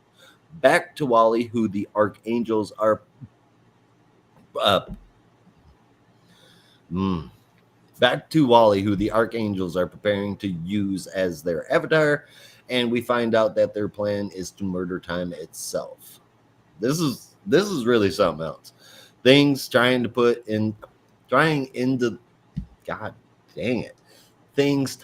the rest of the main lines during current continuity kind of makes this feel less together. This was very, very, very tied up. There was a lot of shit that was going on, and now it feels like it's kind of loosened a little bit, if that makes any sense. Kind of not quite falling apart, but potential. No. It's obviously tied to what's going to happen in Absolute Power, but how it's going to be tied, we don't know. Hopefully, it's loosely like Rob had said. The art is really good in here, as are the colors. I dig it. It has a bit of an older feel, and I'm still with it. The story remains good. 8.25 out of 10. Yeah, so this issue was just an example of how the ongoing stories can still happen while still being tied into Absolute Power. But the tie into Absolute Power here, I thought was really dumb. I get Waller's trying to like capture heroes, take them off the playing field, but your first option to send after one of the most veteran speedsters on the planet is a guy in a bow and arrow using a Batman mobile suit. It's Justice Buster designed to take out the Justice League. But also at the same time, not listening to any of the advice from your expert who's been a hero and has been friends with these people for so many years, saying, Waller, this isn't going to work. He knows how to beat this thing. And she's like, I don't want to listen to your sass. Like, oh my God. Like, he's trying to help you, woman. That is so freaking dumb. So dumb. Yeah. Figure it out. Fucking figure it out. I'm yeah, saying, Waller, fucking figure it out. So I figured out. that I could have done without all of that. That was pointless. Truly. It was stupid. But oddly enough, I didn't mind the rest of it this month rather, because I feel like the story kind of progressed a little bit. I was going to call him Shepherd. Adult version of Baby Wade. I don't remember what he was calling himself now. Pilgrim. That's it. Thank you. Kind of finally got a few answers and realized the speedsters are not the fucking problem. But we're still not quite there yet, to the point where the heroes know exactly what's going on. All the villains were like, oh, well, we're found out. But like, no, they don't know who's doing it. They just know it's not the Archangels. But apparently the Archangels still have something to do with it. We just don't know what, because now they're talking to Wally. I'm so fucking confused. I'm lost. I don't know what the hell's happening anymore. There's so many parts of the story that don't make any sense. What parts of the story aren't making sense for you? They're saying the Archangels don't have anything to do with what's going on with the speedsters, but then at the same time, the Archangels are saying, yeah, there's something going on with the Speed Force, and we're doing it. Like, what the fuck is happening? Well, they're not saying that to Pilgrim. Pilgrim was led to believe that they're there to stop the speedsters because the speedsters are what's doing it. And he believed them because he saw it in the fucking way that the math worked in the universe, blah, blah, blah, universal math. And then Jay was able to see that somebody had kind of, like, you know how he described it, kind of like pushed some letters together a He little was bit able to read the math. Yeah. to See make it from a the different math perspective. look that good. Yeah. To make the math work. So he undid that. He told Pilgrim that they lied. That not there wasn't any thing else going on that side. And over on the Archangels, all they've tried to do is take Wally away, erase his memory, make him a conduit or an avatar, and use him to, we find out this issue, erase all of time.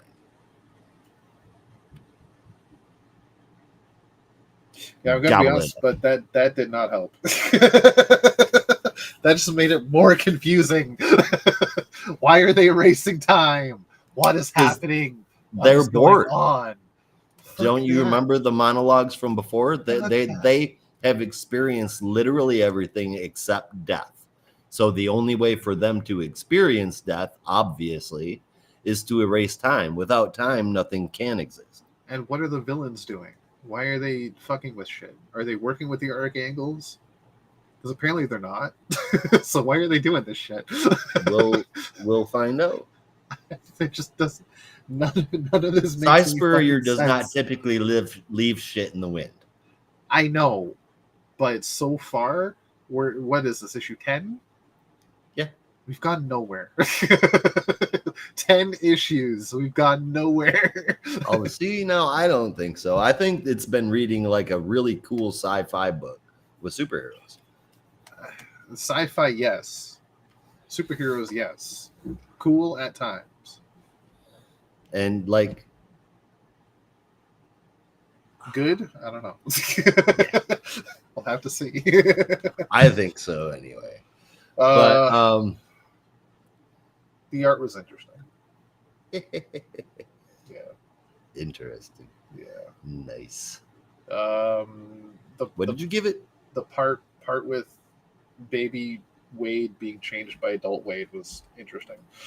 Really weird, right? Oh, yeah. That was my favorite moment. Yeah. When Jay was like, "You're changing your own diaper. Isn't that like going to cause a paradox or something?" Yeah. That was spoiler alert. That's my favorite moment of the week. Yeah, like that's It was gotta cause some kind of existentialism. Like, yeah. Like, what the fuck did I eat today? Jesus. Yeah, honestly, fuck, man. I don't know. I'm giving it like 5, like 4.5, maybe 4.75. 4.75. I can't wait to get a new writer. I don't hate Cy Spurrier in general. I'm just not liking his Flash run. This is not how you want to read Wally. stressful. I So told you it stressful. was going to be an intense ride. I warned you guys. It's not even about Wally anymore because he was barely in this issue. The rest of everybody but Wally was really here. Wally was there for like 2 pages. Wally is there getting ready to be turned into the fucking weapon of mass destruction. See, I didn't even get that vibe because I thought we were past all that. No, they're going to use Wally to destroy time. This is so stupid. And it's like there's like it's not even for any reason. Oh, we're bored. Oh, what the fuck?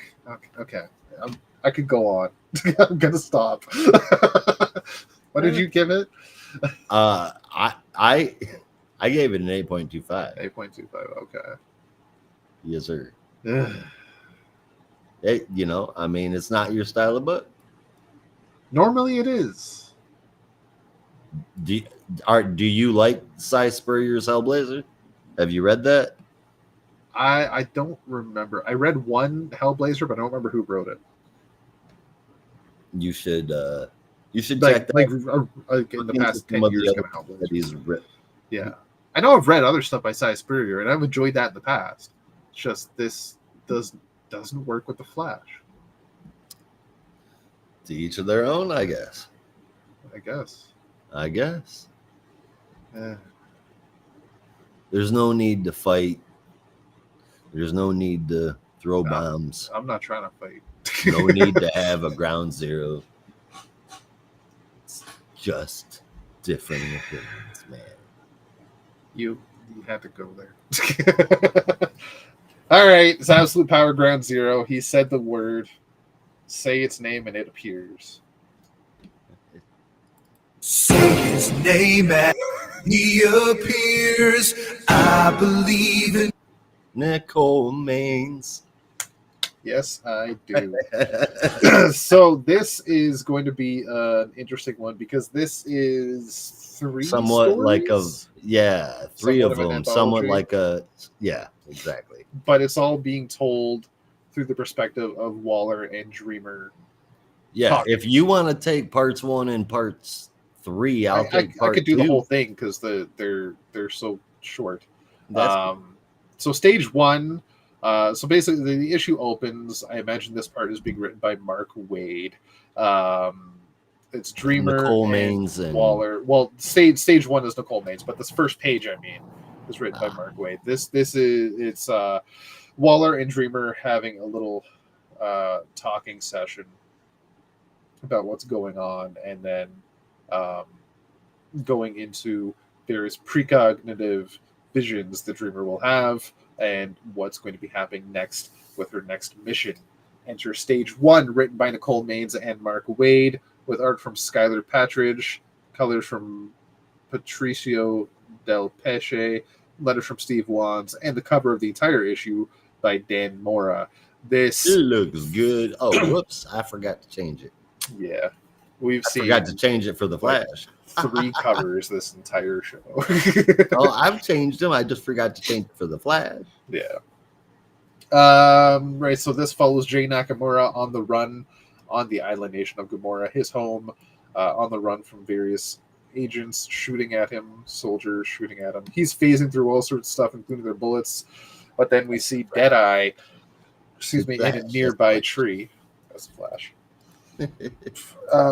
Deadeye being a, let's face it, he's a Deadshot analog, but a little bit cooler. Knows exactly where to hit Jay Nakamura, because if Jay is phasing through things, the one thing he is not supposed to phase through is the earth, so his feet have to touch solid ground, so his feet have to be solid, and Deadeye knows that, shoots him in the foot, takes him down, and then Dreamer arrives. Jay thinks he's saved because one of his heroes is here. He knows Dreamer, they've worked together, they're friends, but then Dreamer holds him down with her own dream energy, pleads with Deadeye to not make her do this, don't make me hurt him, but then they are left to fight. Dreamer's able to knock him out, and then later on in the brig of the USS Collins, Jay, now behind bars, has a little discussion with Dreamer about what's going on, and Dreamer tries to plead with him, saying that Waller has my family, and Jade wants nothing to do with it because Waller killed his mother, and then she has to leave him alone. He will never forgive her, understandably so. Dreamer is now struggling with everything going on. End stage one, enter stage two. This is written by Chip Zdarsky and Mark Wade, with art from V. Ken Marion. Really cool artist, I gotta say. I really like V. Ken Marion's art. Colors from Patricio Del Pesce again, and letters from Steve Wands yet again. This spins out of, which I didn't realize, an issue of Batman Brave and the Bold. This follows John Starr, aka Time Commander, brought back to life by Amanda Waller to join the Suicide Squad, so to speak. Using his technology, which only controls time. Yes. Oh no, it wasn't. Oh shit, it wasn't Brave and the Bold. It was Urban Legends number 23. So I gotta go back even further.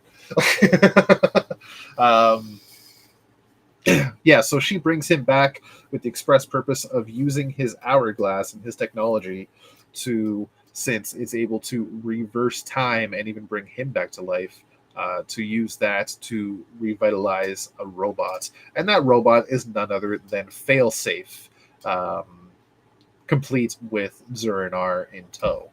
Because as we saw at the end of the whole story arc with Zur-En-Arrh, didn't end well for him. He's basically out of commission. She gives Anthony, does it Anthony Starr? John Starr. John Starr. I'm Fucking sorry. Anthony Starr. Why do I- I'm not sure. Wait, isn't that the actor that plays Homelander? I'm not sure. Oh shit. Okay. John Starr, Time Commander. She gives him the rundown of who this is and basically says, "Get to work."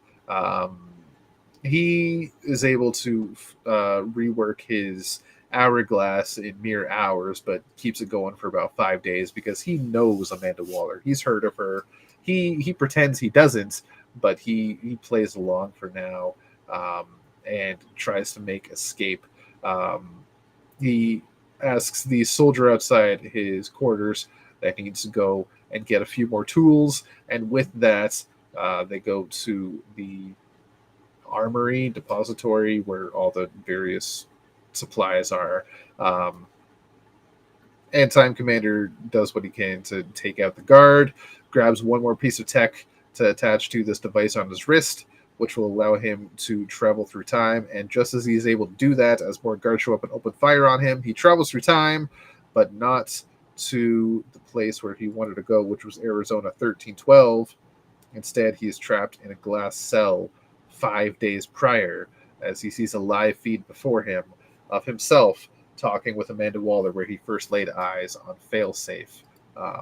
As Amanda Waller reveals that she has dealt with time travelers before, and says like there's no escape. This place is built in with dampening fields for chronal. Is finely tuned with chronal routers, she says, throughout this entire base. So if you try to travel through time at all, you'll just end up here in this cell, and at this period of time. So clear, like it was weirdly phrased, here and now. So if he tried it again, he would appear twice at the same time. I mean, that's kind of weird. That's yes. kind of dumb. But yeah, with that, he then goes and fixes Failsafe, and then with Failsafe back in tow, she then says, now that you've got us to work on robots, we need 6 more just like it. That ends stage 2.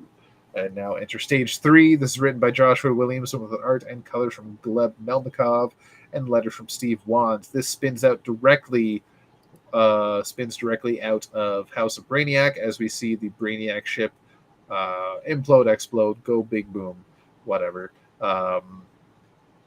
We see a lone ship rocket away from it, very much reminiscent of, Krypton and Superman. Yeah. What a coincidence.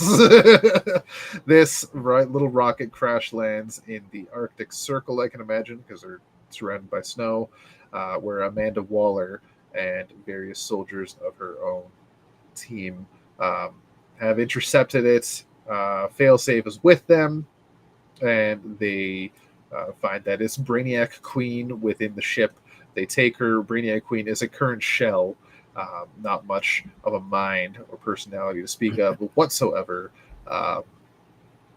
So now, with Failsafe's help and his own technology, Amanda Waller connects herself into the Brainiac Queen's mind, and spends veritably about 60 years worth of life and time just on a farm somewhere, just the two of them raising the Brainiac Queen from basically a little girl into a full-grown adult. The whole Clark time, Kent style. Yeah, very much Clark Kent style. The whole time, that was 20 years. That's 60 years. Wow. Yeah. Way over numbered there. The whole time, various heroes showing up, trying to take her out, and Waller just putting it in her mind that these heroes are the bad guys. And they will try to take you away and take away your power and take away your home and take away everything you love dear, including me, your dear old stepmother. And after that, Amanda Waller is taken out of the simulation. After it was only 20 hours. It was 1 year per hour, which was a lot on Waller's mind, but it was well worth it because now Brainiac Queen is fully prepared and on her side with a full mind and even calling her mother. And that Right. ends the stage and ends the issue. The war begins in Absolute Power #1, and then that leads us into the Absolute Power #1 preview, which we've seen over the past month. Superman getting shot and bleeding and falling out of the sky. That is your first look into Absolute Power. We'll have to see how it goes. Like I said, I'm a little more interested in this than I have been the past couple of summer event titles. I'm tired of Amanda Waller. So tired of Amanda Yeah, Waller. I think this is kind of like I'll tell you, done. I'm already done with it. I haven't even started. Failsafe and Brainiac Queen are an interesting little thing, but Amanda Waller, I'm just kind of done with. The premise is interesting though, like actually taking the powers away from the heroes, but at that point, you're basically writing yourself into a box. Like, how the fuck are they going to beat this thing? But if I'm talking about this issue specifically, before we get into anything else. First story with Nicole Maines, very heartfelt, very touching. I rather enjoyed it. The second story with from Chip Zdarsky, I don't have anything to go on for Time Commander because I didn't read that part of Urban Legends, but character seems interesting enough. I don't remember that coming up in Urban Legends. I'm not sure what you're referring to. The last thing that I remember was he was killed back in 2006. I mean, they do you said, remember 52? was it That 52? weekly series. Yeah, I remember 52. He was killed then. He was killed because it says in the text box here, Star died in Batman Urban Legends #23. Weird. I So don't he remember died Time twice. Commander, period. So I mean, the universe is reset 3 times. since yeah. 22, so- Okay. Well, I mean, regardless, he died. he died and then at was brought some back. point in this Yeah. timeline, and Yeah, a device that can be used to control time around him has sometime or not control time around him, control time has somehow been used to, without altering it,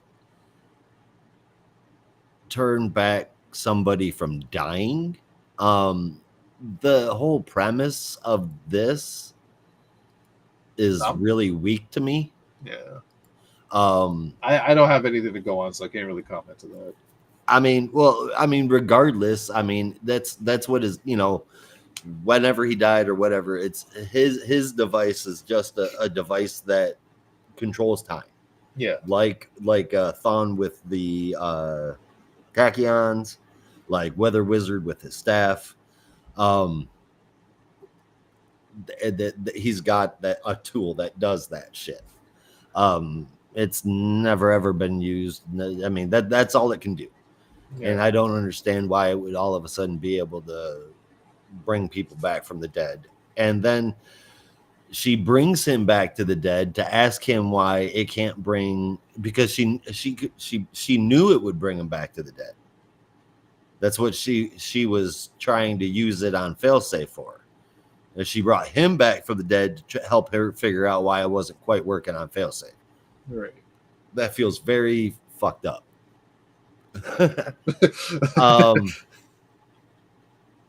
In the beginning, in stage 1, Jay gets shot in the fucking ankle and then gets up and walks around like nothing happened. That's a negative Ghost Rider. And in stage 3, I mean, this was probably the easiest one to swallow for me, because getting a blank slate super powered thing on your side that you can indoctrinate, that sounds just like Waller. But again, I'm really sick of Waller. I'm sick of Waller as a character. Yeah. Like by and large, my friend. So altogether, I mean, the first one was like iffy, and I mean, I guess it kept Dreamer in the story, but it certainly didn't seem like it was even necessary to be there. The second one doesn't make any sense to me at all. And the third one is the best one, and it's a iffy story featuring a character I can't stand. I did like the art throughout all of it. I thought it was really good. I'm going to give it a 5.5 out of 10. Right on. Yeah, I'm just looking up Urban Legends number 23. Time Commander is in a story called The Murder Club. It was a 4-part story. Weird. Was he brought back to life in it? Or Well, I guess supposedly he died in it. It was written by Joey Esposito with pencils from and inks from Vasco Giorgio. I don't know. I have to go and read it. Has something to do with Bruce's parents being pulled through time or something like that. Fun times. And he was some kind of antagonist, because one of the synopses is Batman has to defeat the Time Commander. Oh, okay. But yeah, I don't have anything to go with on the Time Commander story, but I do think he's a cool character, and I really like V-Can Marion's art, so that was interesting. Yes. Yeah, the last story was kind of just there. Waller. It was interesting enough to bring Brainiac Queen to life, essentially. And that might have been the most interesting story of the bunch, realistically. But all of this Because is that just set up for the dark trilogy, the dark trio, if you will. If I mean, she knows Clark's true identity, right? So she knows how he. Wait, does she though? Because How else would she have given? I mean, that was the Kansas farm home. yeah, So she just randomly picked Clark Kent's home to raise a superhero, a superpower. I mean, maybe she does. Yeah. So she took how Superman was raised to be so dedicated to his true cause of helping people and fed that to that Brainiac Queen. So, and then Failsafe out of nowhere is just absolutely under Waller's command. There was no arrogance about him whatsoever this time. I don't get that. I don't. There's a lot of shit that don't make sense to me. Some shit that just comes out of nowhere. I mean, the more I talk about this, the lower I'm going to want to score it, because I already want to drop it to a 5. Yeah. I mean, so far the Brainiac Queen is the only thing that kind of makes sense to be on Waller's side, because Failsafe makes no fucking sense. The way Chip Zdarsky wrote Zur and Failsafe, yeah, I don't get that at all. It's got a cool cover though. It does have a really cool cover, and I'm still enjoying any story that Nicole Maines is writing with Dreamer. So there's that. I for the whole issue, I'll give it like a 6.5, maybe 7. Yeah. 7.5, because I really like the Ken Marion's art. Yeah, You so are that's. perpetually a bright sider, my friend. I try to be. Nothing wrong with that, I suppose. There's just so much negativity in the world. Why would I bring more? Apart from talking about the Flash and Wonder Woman. Apart from Good that. point. Yeah. Well, I mean, like Monty Python once said, always look on the bright side of life. Doo-doo. Doo-doo. Yeah. All right, so with that, shall we do our top 3 and favorite moment of the week, which we both already said what they are, so I guess just top 3.